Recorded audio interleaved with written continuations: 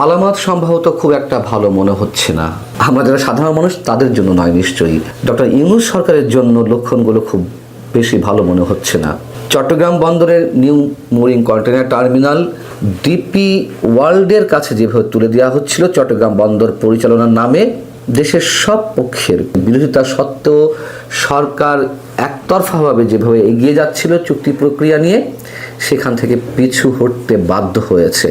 মাত্র 2 দিন আগেও যেখানে নৌ পরিবহন উপদেষ্টা ব্রিগেডিয়ার জেনারেল অবসরপ্রাপ্ত সাখাওয়াত হোসেন চট্টগ্রাম বন্দরে গিয়ে শ্রমিকদের তীব্র বিরোধিতার মুখেও তিনি ঘোষণা করলেন চুক্তি কেউ ঠেকাতে পারবে না।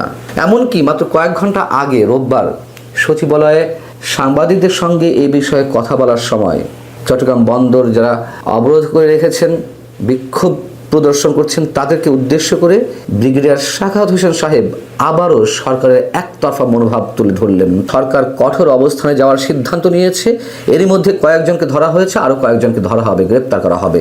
যেখানে গ্রেপ্তারের কথা বলা হচ্ছে, কঠোর অবস্থান নেওয়ার কথা বলা হচ্ছে, ঠিক সেই মুহূর্তে আমরা শুনতে পেলাম সরকার এই চুক্তি প্রক্রিয়া থেকে সরে আসতে বাধ্য হয়েছে।